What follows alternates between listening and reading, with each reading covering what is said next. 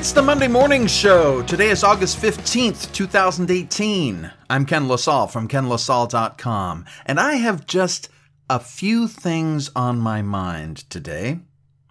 We'll start with the most painful right up front. I've suspected that I was fat for a while now. But for the truth to really sink in, something dreadful had to happen. And it did. You see, I've been wearing a 36 waist for most of my adult life. Not too terribly big.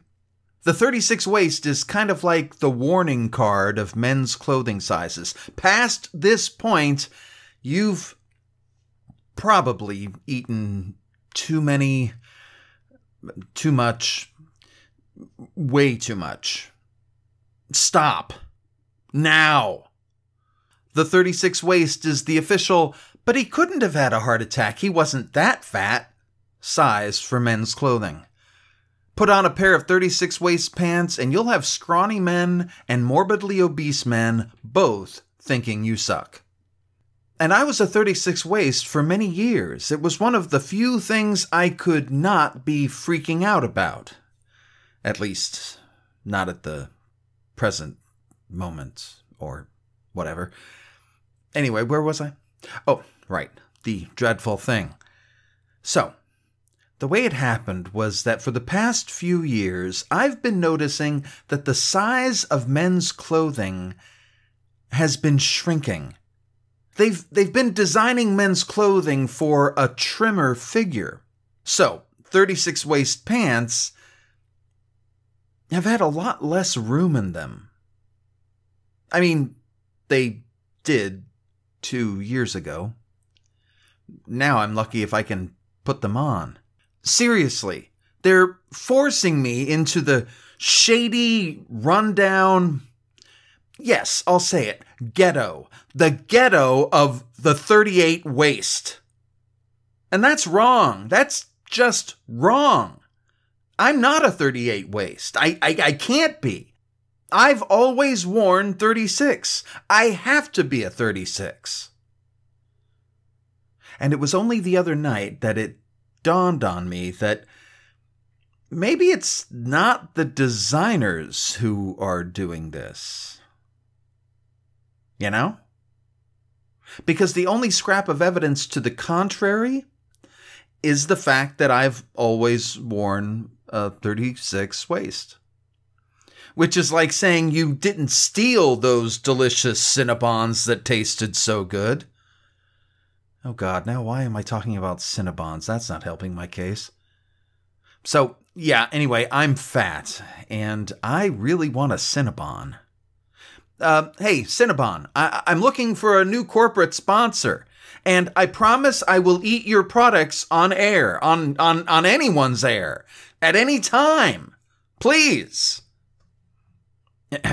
Anybody? I know I don't normally advertise on this podcast, but I'm starting to think I missed the bus on that one. I mean, we have advertising everywhere now. I play Sudoku on my phone, and I have to sit through a 30-second commercial between each game. And a game of Sudoku takes maybe 5 minutes, tops. Somehow we've just accepted this idea that everything should have advertising built in. Movies in theaters have ads, and you pay to see them. Video games have product placement. And putting ads in what is essentially a pen and paper game is simply amazing. Now, I know that the idea is that you pay for that free game by watching an ad, and we accept that. But can you imagine having to endure playing Monopoly with ads? Like real-life Monopoly? To the 4 or 5 people who still do that? Or having to sit through an ad at a baseball game. At your kid's baseball game. Oh, they do that? Do they? Shit. I suppose I should just admit to getting old at this point. I'm fortunate not to look that old, but I'm certainly sounding it. I'll give you an example. I was out at Taco Tuesday recently, and someone brought up the topic of high school movies, specifically Ferris Bueller's Day Off. Now, I think enough time has passed that I don't have to worry about spoiling the movie for you. Ferris Bueller is a manipulative little jerk, but everybody seems to see him as a hero. He abuses his best friend, Cameron. He's got everybody fooled except the part played by Jeffrey Jones. What is he, like the vice principal or something? Something like that? And knowing all of this at my age, I'm thinking it's time to root for the vice principal. Because Ferris Bueller is a jerk. And I voiced this opinion at Taco Tuesday and got a little bit of pushback for about 30 seconds or so, while my friends mulled this over, and realized, yeah, Ferris Bueller is a jerk. He trashes Cameron's car and leaves the poor sap to stand alone. And let's not even talk about... No, you know what? Forget it. My point is, I guess if I have to have one, that those old movies change as you get older. Which brings me to my topic for the day, which is, my dog loves the taste of small children. Small children love my dog, that being my Shiba Inu Cha-Cha. They just love her. Can I pet your dog? They ask.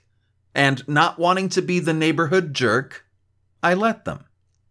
Sometimes they're with their parents, adult people who really should know better. But they come up to me and ask, can my son or daughter, they're parents so they're confused, can my little Billy pet your dog? Now, with parents, I gotta think there's something wrong because this request always comes after the usual observation, your dog looks just like a fox, or your dog looks just like a wolf. Now think about that for a minute. My dog looks like a fox? You mean a feral creature that often eats the offspring of other creatures? Or my dog looks like a wolf? You mean a man-eating wolf? A wolf with jaws strong enough to break bones? That kind of wolf? And you want your child to pet my dog? What if my dog looked like a bear? Would that be good? I want to get a goldfish that resembles a great white shark just to see if these people want to try their kids out with that. But I try not to be a jerk. Go right ahead, I tell them. Put your hands really close to her mouth. Those nice, chubby hands filled with delicious baby fat. Go ahead. Yes, she's licking you because she loves the taste. 3 more seconds and she tastes the arm. But please, go right ahead.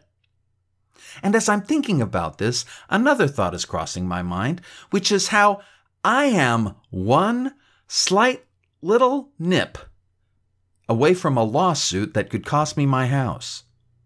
No kidding, as long as my dog licks, nothing more, I'm safe. But one playful little nibble, and my ass is in court.